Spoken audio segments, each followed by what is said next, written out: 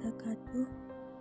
Perkenalkan, nama saya Jasmia dengan NIM H0221020.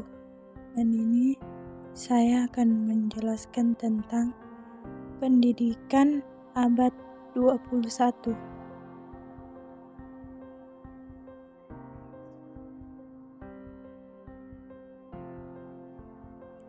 Apa itu pendidikan abad 21? Pendidikan abad 21 merupakan pendidikan yang mengintegrasikan antara kecakapan, pengetahuan, dan keterampilan dan sikap serta penguasaan terhadap TIK atau teknologi informasi komunikasi. Kecakapan tersebut dapat dikembangkan melalui berbagai model pembelajaran berbasis aktivitas yang sesuai dengan karakteristik komponen dan materi pembelajaran. Kecakapan dibagi menjadi 4 bagian, yaitu yang pertama kecakapan berpikir kritis dan pemecahan masalah, yang kedua kecakapan komunikasi, yang ketiga keaktifan inovasi, dan keempat kolaborasi. Kecakapan berpikir kritis dan pemecahan masalah. Berpikir kritis bersifat mandiri, disiplin diri, monitor diri, memperbaiki proses berpikir sendiri. Hal itu dipandang sebagai aset penting berstandar dari cara kerja dan cara berpikir dalam praktek.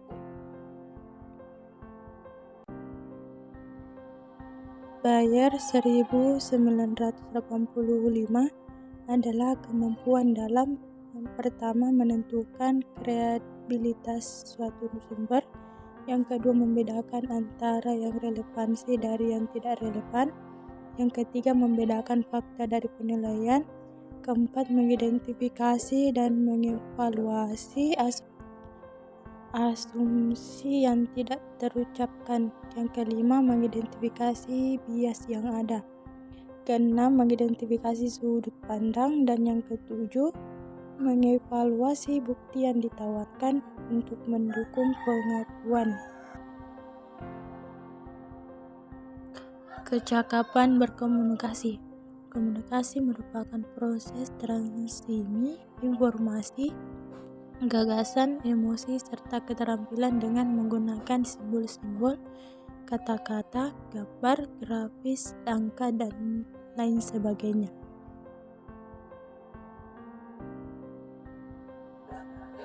Kecakapan berkomunikasi. Raymond Rose pada tahun 1996 mengatakan bahwa komunikasi adalah proses menyortir, memilih, dan pengiriman simbol-simbol sedemikian rupa agar membantu pendengar membangkitkan respon. Maka dari pemikiran yang serupa dengan yang dimaksudkan oleh komunikator. Kecakapan komunikasi dalam proses pembelajaran antara lain sebagai berikut.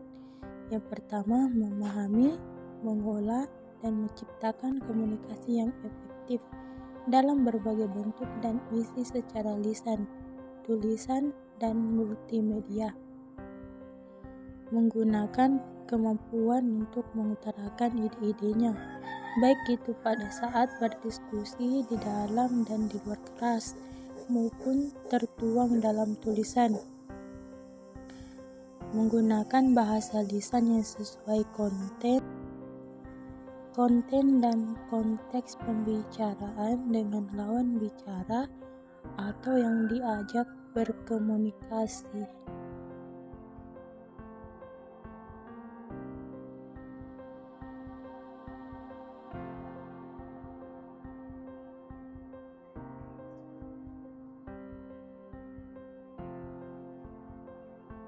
Selanjutnya, selain itu dalam komunikasi lisan diperlukan juga sikap untuk dapat mendengarkan dan menghargai pendapat orang lain, selain pengetahuan terkait konten dan konteks pembicaraan.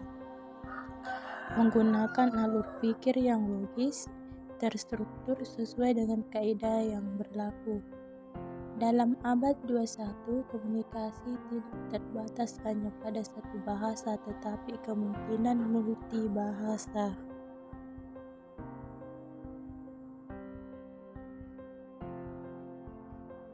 Kreativitas inovasi.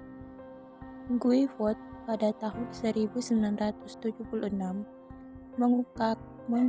mengemukakan kreativitas adalah cara-cara berpikir yang divergen, berpikir yang reproduktif, berpikir langkah-langkah dalam menemukan pemecahan masalah, dan menemukan solusi atas masalah atau heuristik, serta berpikir lateral.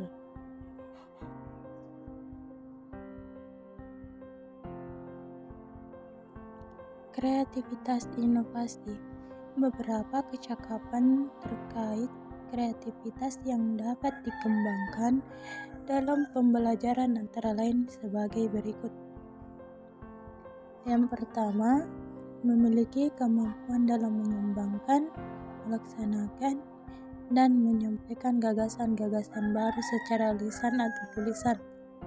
Yang kedua, bersikap terbuka dan responsif terhadap perspektif baru dan berbeda. Yang ketiga, mampu mengemukakan ide-ide kreatif secara konseptual dan praktikal. Dan yang keempat, menggunakan konsep-konsep atau pengetahuannya dalam situasi baru dan berbeda, baik dalam mata pelajaran terkait antara mata pelajaran maupun dalam persoalan kontekstual. Yang kelima, menggunakan kegagalan sebagai wahana pembelajaran. Yang keenam, memiliki kemampuan dalam menciptakan keharuan berdasarkan pengetahuan awal yang dimiliki. Dan yang ketujuh, mampu beradaptasi dalam situasi baru dan memberikan kontribusi positif terhadap lingkungannya.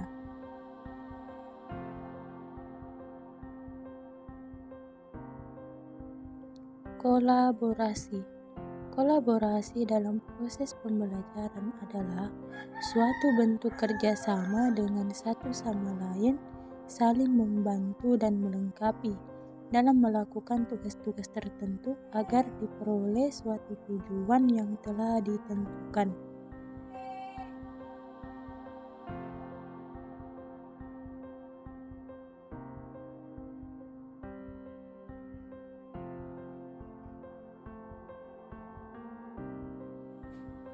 Kecakapan terkait dengan kolaborasi dalam pembelajaran antara lain sebagai berikut.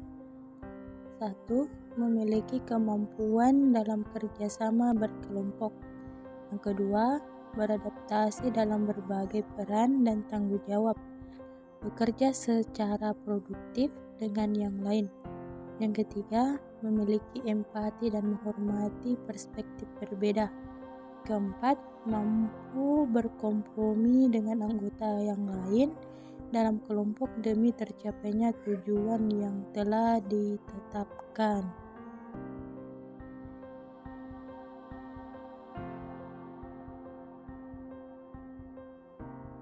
Lingkungan belajar yang diperlukan di abad 21.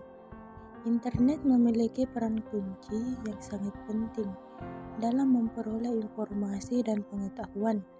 Pada detik ini, jutaan informasi diposting melalui berbagai media sosial, baik berupa teks, gambar, suara, maupun video.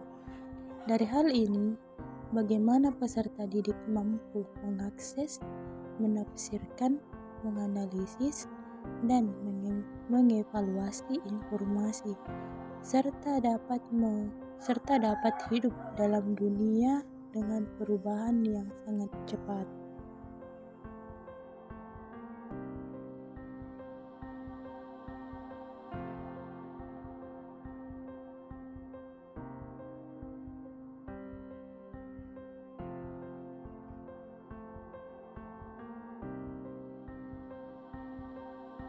Lingkungan belajar yang diperlukan di abad 21.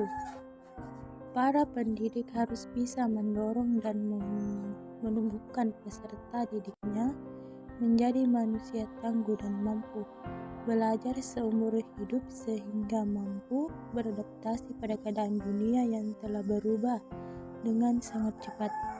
Pendidik harus mampu menambah lingkungan belajar yang bukan hanya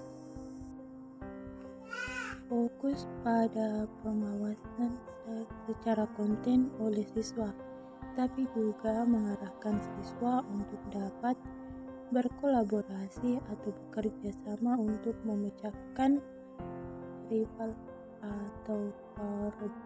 atau permasalahan di dunia nyata, serta memiliki keterampilan berkomunikasi yang kompeten.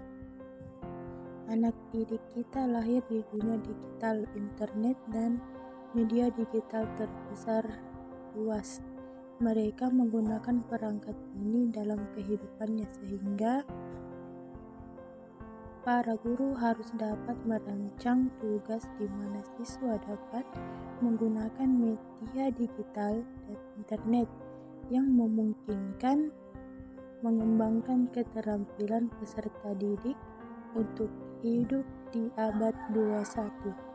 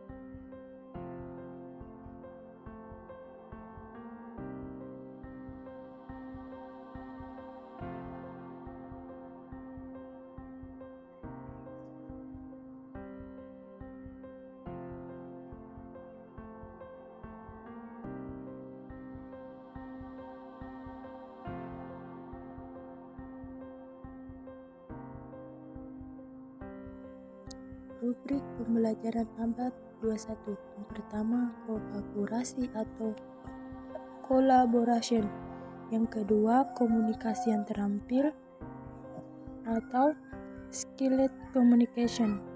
Yang ketiga, konstruksi pengetahuan atau knowledge construction. Yang keempat, regulasi diri atau self regulation. Yang kelima, pemecahan masalah dan inovasi dunia nyata atau real world problem solving and innovation. Yang keenam, penggunaan each atau belajar atau use of each for learning.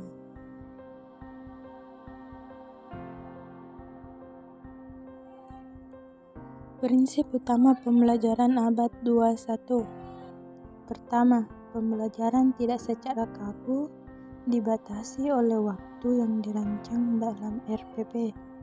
Apabila ternyata waktu yang diperlukan peserta didik menguasai kompetensi lebih lama, waktu bisa ditambah dan sebaliknya.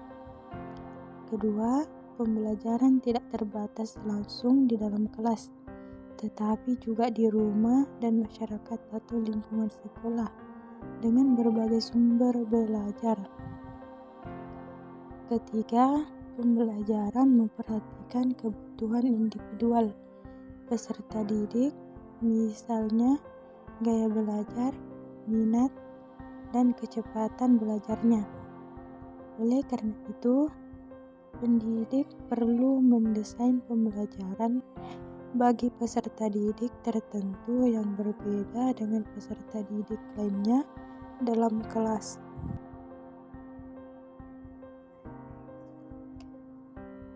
Yang kelima, pembelajaran menggunakan proyek.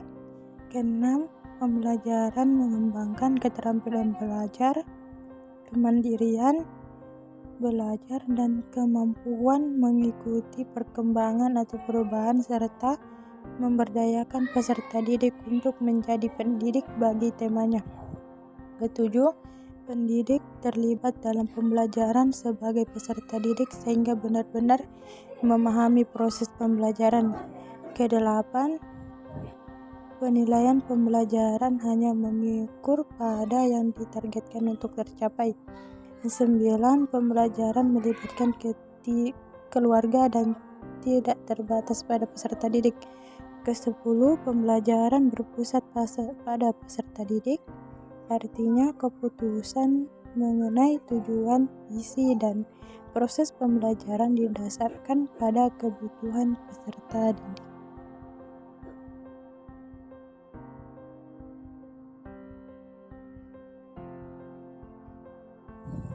Itulah tadi pemaparan dari saya tentang pendidikan di abad 21. Apabila ada kekurangan atau ucapan yang kurang mengenai di hati Anda, mohon maaf dan sekian dan terima kasih. Wassalamualaikum warahmatullahi wabarakatuh.